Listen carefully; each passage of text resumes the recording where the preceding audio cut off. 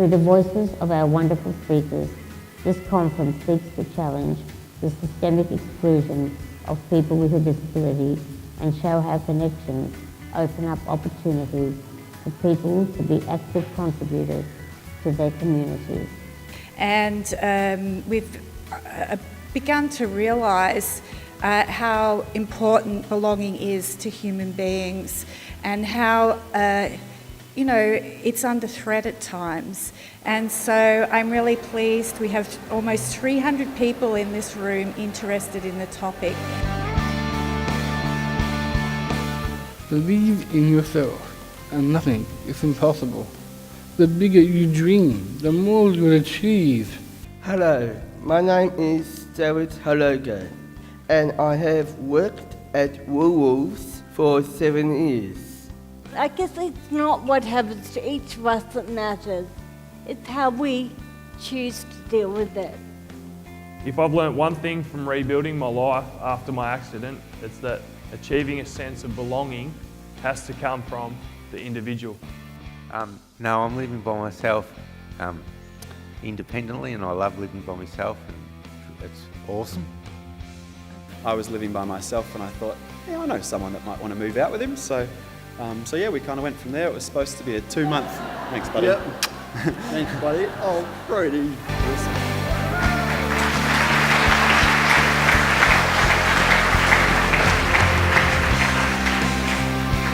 If you're going to break the ground and do something significant and that improves things for people's lives, you need extremely good values-based leadership. And we wrote a report for our Board of Trustees, and in the report I used the language that we were violating people's human rights. And I was told to settle down, things weren't that bad, Aoife. And I said that we really had to stop congregating and segregating people with disabilities because life wasn't good, and now we had the evidence to show it. We weren't born distracted and worried. That's a habit we get into relatively early in life. I mean, the first sentences we formed as a very young child weren't, "Mummy, what do you think the retirement age is going to be 70 years from now?" Or, "Do you think I'm going to have enough super put away by the time I retire?" And we also want to work alongside with parents. So we want the parents to have a real desire for their child to be included in mainstream schooling. I feel like I'm making a difference. Isaac is fun to be with. He makes me laugh. I understand more about Isaac. I like being part of a group. Having such a supportive group of allies has actually helped give me the confidence to start my own business as an advocate and consultant for other families in the Adelaide Hills that have a child with additional needs. And I recall when I showed David his clip the first time and we sat down at his computer monitor, and David turned to me afterwards and he said to me, "I need to tell you something." And I said, "Okay." And he said, "I'm not disability." What message would you like to give to the NDIS? I'm hoping that they will understand the incredible work that families are doing in setting up our sons and daughters in their own home. That is a home, not a house with 4 walls. And to help us get there and provide it. Thank you. Pleasure. And they've come together with the same vision, and their vision was that each of their children wanted to live a meaningful life in community and wanted to live in their own home. And realise that, yes, we have to do a lot more than just a house or just a building. It has to consist, as Teresa said, being embedded into the community. And usually we try and make it the community that they're actually already living in and know the people around. We're very, very excited, emotionally turmoiled. In the last 3 weeks, he's moved into his own home. This has...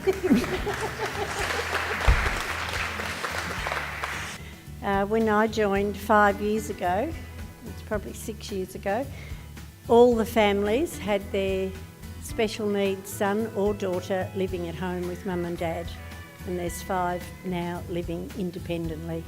So I think that shouts huge success, and there've been little steps for big growth, like that song, "From little things, big things grow." Well, Deb, this is a wonderful conference. It really is, and belonging matters, and all your supporters deserve great tribute for doing this. And I understand you've done it many other times before, but it's superb. Yes. What do you think of the conference? Fun. It's really interesting. You learn a lot from it. And I loved what you said too. Thank you. And what has the highlight been for you so far? Meeting him. Ask him why. Why? Because we have stuff in common. Music.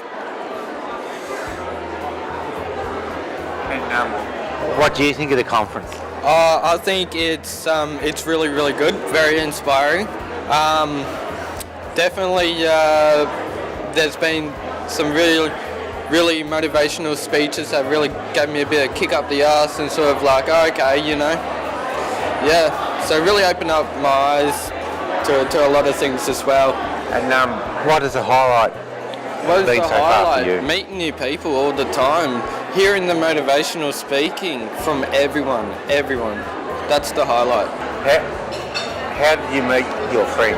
Well, he actually came up to me and asked how old I was and what I was into and stuff, and it just turned out that we were into the same stuff, you know, the same sort of music and everything. It was really cool, man, you know. Awesome. Yeah. Thank you. No, that's all right, man. What has the highlight been for you?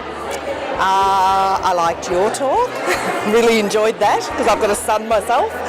I think just talking to people about, why belonging is important for them and in their life, and it's been great. Really enjoyed it. This is the 4th Belonging Matters conference I've been to, and I learn something new every time. I think the individual stories, I always love those, but they're always good. Learning more about living on your own and being independent and doing house responsibilities and jobs and things, yeah. That's a difficult question. There are actually too many highlights to kind of single one out, so... I think it's been great too. I think the inspirational and the motivational speakers have been top class. And Oh gosh, I think everybody's contribution to it has been the highlight, really. Amazing. What do you think of the conference? It's fabulous. I'm loving it. It's very inspiring.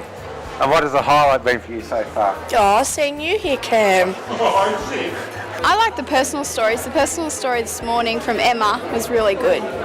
And then on the other side of the gap is, I guess, where you aspire to be, where you could be at your best. And what is it from what we've spoken about today that could get you or another to simply step up, to really choose to bounce high in each of our roles and get people to really belong? Because today is the day that you could make that possible.